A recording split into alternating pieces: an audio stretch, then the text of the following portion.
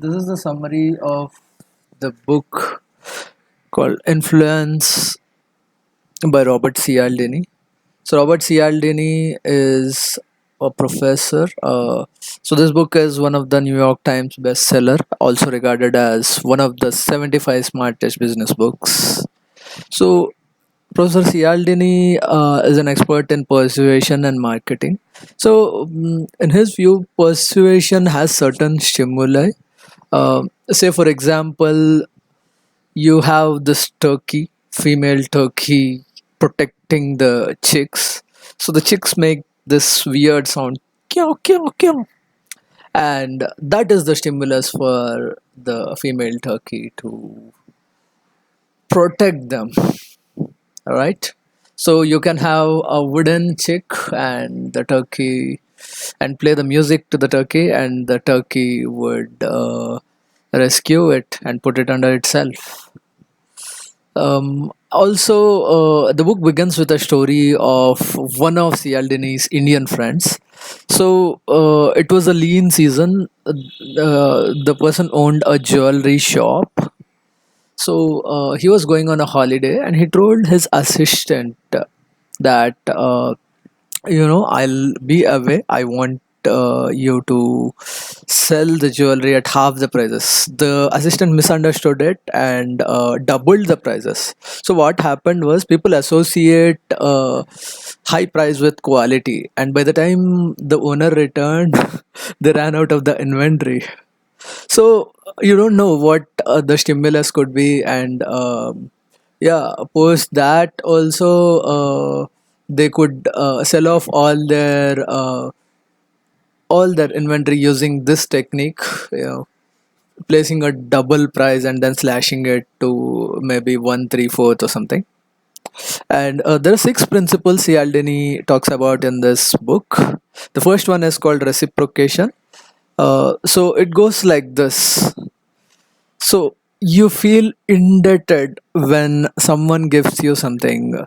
So there's this example of one guy visits a museum, and the other person would ask him, "Would you please excuse me if I just go out and get a drink for myself?" So he goes out, returns with two Coke cans and gives one to the person, and so since this guy was talking to him, so there was compliance between these two, and he had to accept the Coca-Cola. So once he accepted the Coke, this guy felt obliged, and after a while, the person sold him tickets of a show, and a Coca-Cola cost him a few cents, and he walked away with a decent amount of money. And if you visit the supermarkets, they provide these free samples, right? The marts, Walmart, and all these malls. They would just lose a piece of a sweet or meat and a toothpick, and for that, since you have tasted it, you want to reciprocate, and in the process you'll pick something up in the product category, if not the same one, because the obligation is heavy burden on ourselves. So it's an uninvited debt. So there's this example of this Hare Krishna gang ISKCON. In the airport, near the arrival gate, one of these ISKCON guys used to stand with flowers welcoming the people in. So a person with a smile, a warm body language would be perceived as good, right? So most of the passengers accepted the flowers from these guys.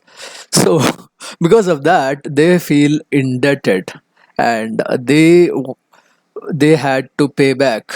And as soon as they exited the airport, there was this collection drive. So there was this donation drive, and guess what?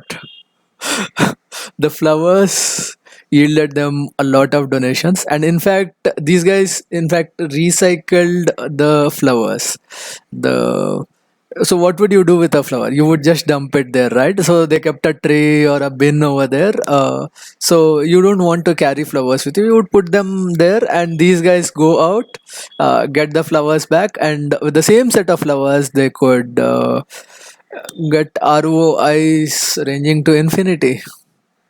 And there's this important principle in the book called reciprocal concessions, which talks about the contrast principle. So the contrast principle goes something like this. So you demand a big thing and make a small request post that. So it's like a kid comes over and asks the other to buy tickets to a show, to opera or something. The other says no, and then the kid says, "How about a couple of candies?" The other happily obliges. So it's so he first strike the repo, and first he got a rejection, and he used that. He showed a huge problem and then a small problem, so that way he could convert the sale of the chocolates. And how do you escape from this reciprocation technique? The simplest thing is to not accept any gifts. It might turn counterintuitive because at times people don't have hidden intentions. Maybe a young girl might be distributing flowers. You don't want to break her heart, so you can take. So if you see there are ulterior motives, thank them and show them the door. The next principle is commitment and consistency. So once you take a stand, you feel obligated to defend your earlier stand. So that's why people live with abusive relationships. And there's this magnificent story of stores of New York. So before Christmas, all the toy stores advertised with a unique product, and most of the kids got promises from their parents, so that the advertised product will be their Christmas gift. When the families visited the toy stores, there was always the sold out board, and no one ever understood why the toy was sold out. Since the the parents made a commitment and the toy was not available, they bought an alternate toy. After the Christmas season, to avoid the lean season, what they used to do was they used to say that the stock of the earlier advertised product would come back, is available in the stores. Now, since the parents have made a promise to the children and they don't want to break their promise, and also they don't want to teach their children that breaking promises is fine, the parents go ahead and buy the toy. So that way they have been able to exploit the commitment, and also at the time of Korean War, the American prisoners of war were polarized by the Chinese. There was this essay writing competition, wherein people got rewarded, like they got a little bit of food or warm clothes to wear, tiny rewards for their for pleasing the regime. So sometimes they also rewarded the people who wrote pro-American essays, but increasingly pro-Chinese and pro-communist essays got rewarded. So unknowingly, unwillingly, people wrote essays. They recited it to their colleagues, and yeah, they got polarized and they got brainwashed by the Chinese army. And so once you take a stand, you take an extra effort. uh, you take that extra effort. So this goes with all the army trainings and the ragging sessions. Say for example, there's this hell week in most of the colleges for the freshmen. So they they comply with this. They put themselves through this hard ordeal, but that rewards them. And yeah, there are harsh tribal manhood rituals where teen boys are put through horse punishments, if I can call them so. And so if something is hard earned, it's perceived as valuable. And so in this technique there's also something called low ball technique.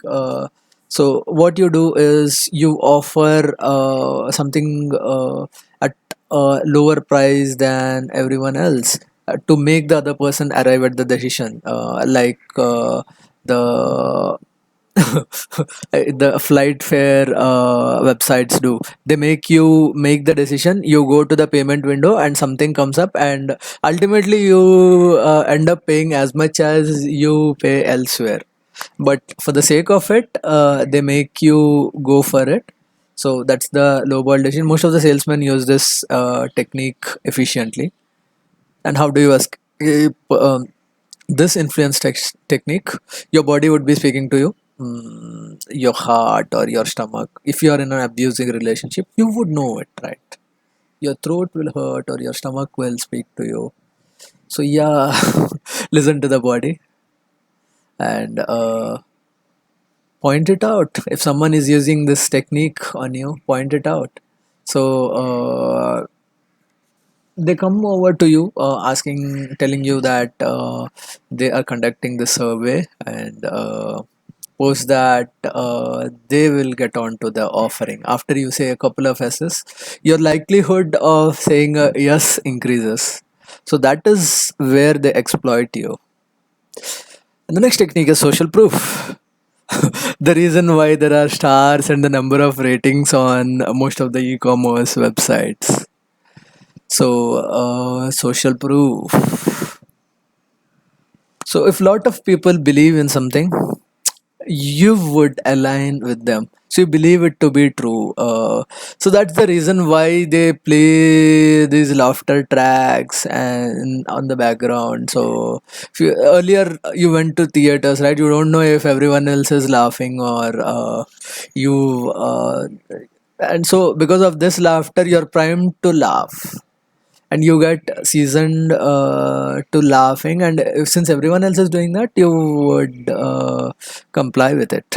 And cinema theaters, so the cost of popcorn and the snacks is much expensive than the tickets of the movie, and it's self-explanatory. The moment you go out to piss, you're gone. Since everyone else is buying popcorn, you're obliged to buy the popcorn. And only 5% of the people are initiators, 95% are followers. And if people similar to you do something, more often than not you to do that. It goes with the kids, right? If one kid jumps into the swimming pool, the others also follow the suit. So the cult leaders, there was this Reverend Jim Jones, who made a bunch of his followers commit a suicide. So he had this compliance from many people. Once he came to know that he was about to get screwed, um, he asked one of the women to administer poison to herself and her daughter. Yes, she obliged, and after that, the whole crowd followed. Some 900,000 people died that day. And the social proof also works with the suicides and the crashes. So the more the number of suicides reported in the newspaper, the likelihood of people committing suicide is higher. And the same goes with crashes, rash driving, and accidents. So there's something called the bystander effect. There was this murder of a 30 odd year old in the United States when in in the view of a few dozens of people, a person tries to assault a woman and kills her.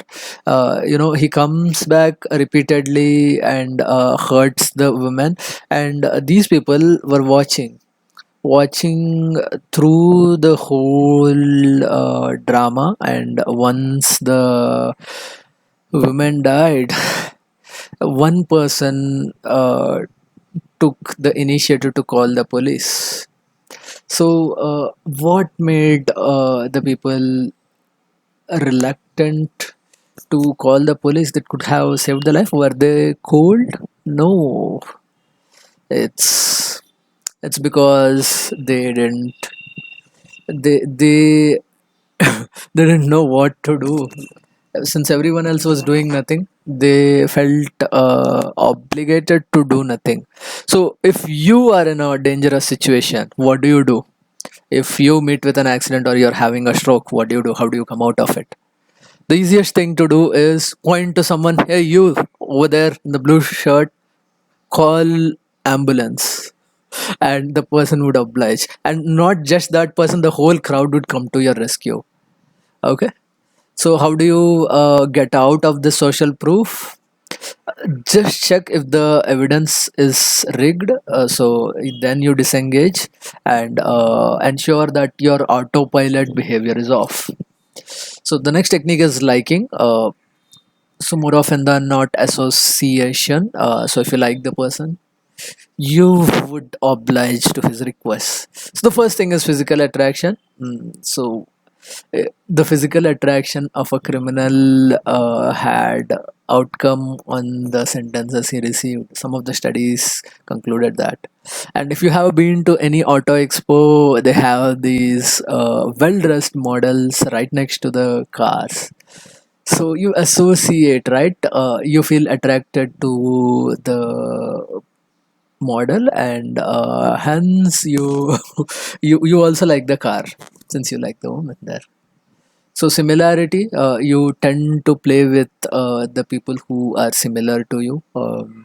So it's the technique applied by Tupperware. So they used to hold these house parties where the ladies used to visit one of the hosts, and the Tupperware executive was over there. He used to give the host 20 to 30% discount for every sale made. Since these women liked the host, they fell for the trap, and every time, despite having a kitchen full of utensils and boxes and whatever Tupperware, they still purchased more Tupperware.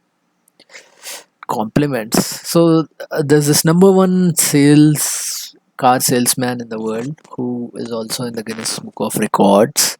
So his technique is simple.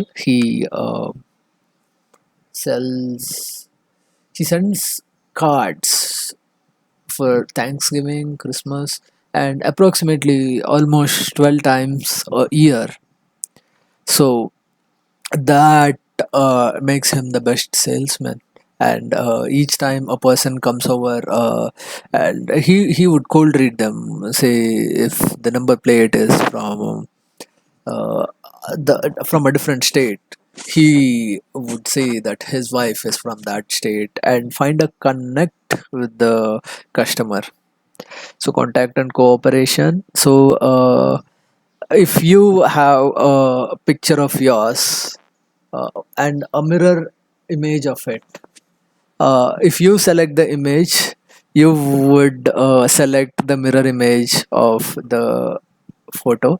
And if you ask your friend to select the picture for you, he'll select the original. The reason being, you see yourself in the mirror every time, you get associated to your inverted image of yourself, but your friend sees the original you, the actual right and left daily.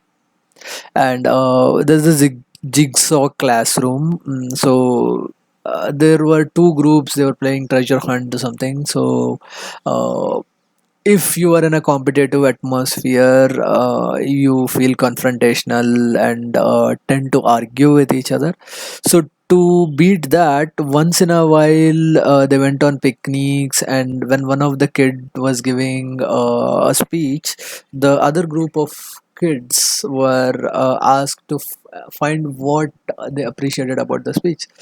So this jigsaw classroom and cooperation model increased the liking, and the famous good cop bad cop technique. So there's this bad cop who keeps shouting at the criminal, and he almost hits him, abuses him, hurls abuses, and then walks in the good cop. He says, dude, that guy is gonna rip you apart. So I'll just negotiate with him. He has friends in the I have friends in the judiciary. If you confess, it'll be easy for you. You know, if that guy comes, he's gonna beat you up, and you'll end up with a 5 year sentence. So ultimately, this guy, the first thing is, since that guy showed kindness to the criminal feels obligated to reciprocate using the reciprocation principle. So since he opened up, so to justify his action, he will, using the commitment principle, he'll land up detailing the misdeed one after the other. And conditioning and association. So this is about a game, right? When your team wins the tournament or the match, you would say we won. When they lose, you say the team lost or they lost. So it's like the weatherman, right? People end up abusing the weatherman. The weatherman has nothing to do with the forecast. There's a guy doing forecast elsewhere. This guy is just the messenger. So yeah, the messengers get shot.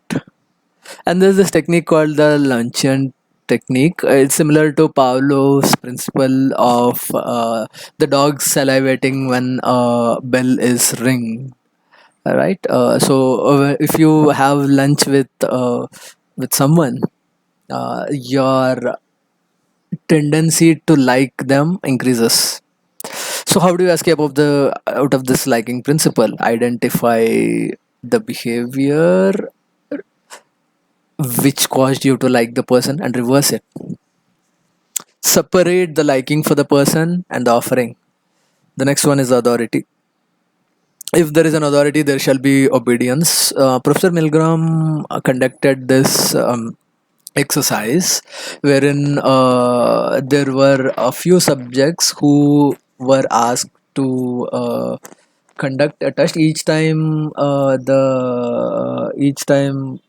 the participant gave a wrong answer. So he selected two people. One of them was their insider, and the other was the test subject. So the test subject had to give shocks to the quiz participant. Each time the quiz participant gives a wrong answer, he'll give a shock. So he increased it from 10 volts, 20 volts, 100 volts, and as high as 400 volts of electric shocks have been administered. But yeah, these were not obviously electric shocks. Despite the quiz taker pleading, since there's a authority, the doctor telling him to go ahead with it, the subject continued to increase the shocks. So each time the doctor says something, the experienced nurses do it.